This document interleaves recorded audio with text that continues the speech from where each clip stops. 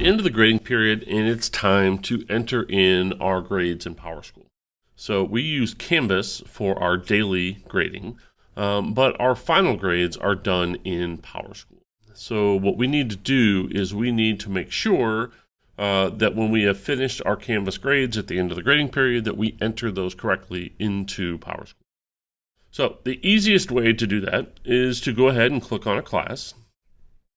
And once I open up a class, I'm going to go ahead and click on Grades on the left. And once I have my grades pulled up, I'm going to move my total column all the way over here to the left.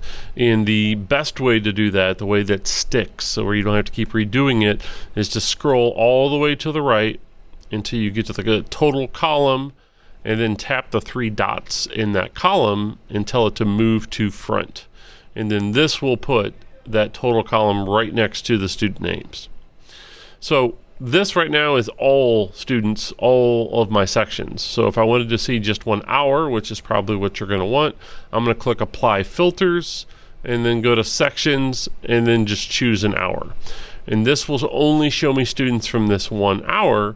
So now I'm ready to go ahead and enter these grades into PowerSchool.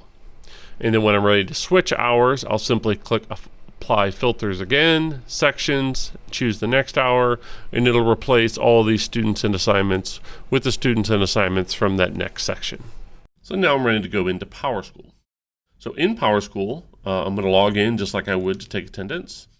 And I'm going to go ahead and go to Power Teacher Pro, either here or here, it doesn't matter. And once I launch Power Teacher Pro, it's going to open up, and I need to verify at the top that I am the first grading period in the year 22-23. If you're not seeing your current classes, chances are this is why. So make sure you're at the right grading period and then click on which hour you want to do first. If I want first hour, that's what I would want.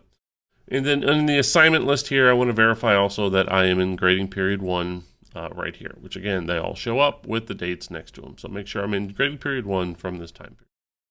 Now I'm going to go ahead and click on grading. And we used to go to score sheet and go ahead and just enter in course grades right here. But an easier way to do that is actually to click on grading and go down to all reporting terms. And then this will put behavior, effort, and grading period 1 all on the same page. It actually has all of the grading periods, second grading period, third, fourth, fifth, all continuous. So you can actually scroll to the right to be able to see all of them for future grading periods. But as far as we're concerned, these right here are the only ones we need to work on. So now all I need to do is for those letter grades, I would simply open up a different browser window or open up a different browser altogether. And I could go ahead and resize these however I would like so that I can see these two things side by side. And then once I have things organized side by side, I can simply go through and enter in those scores. Now, we don't give pluses and minuses in Pattonville. It's just straight letter grades. So to enter a grade, I'm going to go ahead and click on the first row here under that student's name. And there's a spot up here for a letter grade and a spot down here for a percent. I'm going to type in a percent, and it does not accept decimals, so I have to do some rounding on the fly here. So a 96.79 would round up to a 97%. And once I type in 97, it will automatically change the letter grade for me. Then I can go down to the next student and go ahead and enter in their grade. Again, 83.85 rounds to an 84. I punch that in, it updates their grade.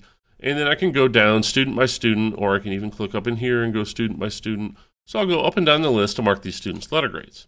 Now, nothing is saved until I click the save button at the bottom.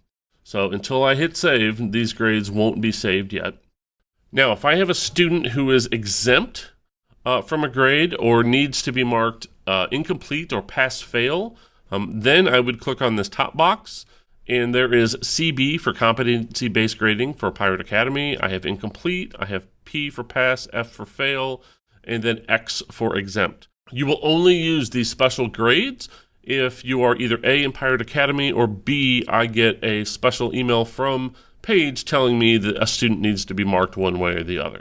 If you don't get any notification telling you that you need to mark a student as exempt, you will just do standard letter grades. If you are unsure or think that they maybe are supposed to get one, then please contact Paige to be able to check on that to make sure. Now I'm ready to do behavior and effort grades. These are slightly different. I'm going to go ahead and click on it the same way I did before. This time you're going to put your letter grade in the top box instead of the percent. We're not giving them a 1, 2, or 3, or 4% because those would all be Fs. We are going to give them a 1, 2, 3, or 4 grade. So 1, 2, 3, and 4 show up here, or I could go ahead and type them in.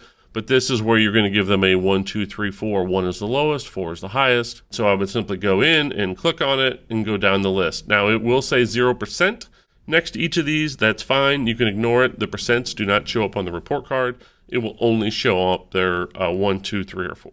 Now once I've entered in all the behavior, effort, and grading period grades for this class, I'm going to go ahead and tap on Preview Grades at the bottom.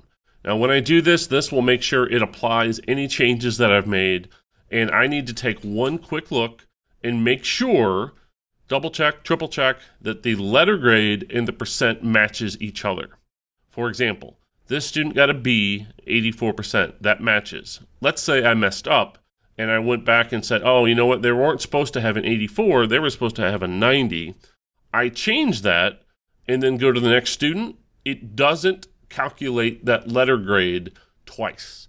So the first time I enter the score, it will come up with that letter grade based on the number I typed in. But if I go back and make changes, it will not update that score. I have to manually do it. So you just need to double and triple check to make sure that, hey, these letters, numbers match up and go through it. Because if you submit your grades and say they're done and that's not the case, then you're going to have to submit a grade change form to our PowerSchool administrator to get that to be done. And you'll have to submit one form for every single student that has a problem with, which is a big. Now, once I've gone through and I've made sure and said, yes, should be an A, again, no minuses in our Pattonville. Once everything's good, I'm going to go ahead and click Save, and then I'll go up here to the top, and I will go down to my next class and follow the exact same procedure for each one of my classes.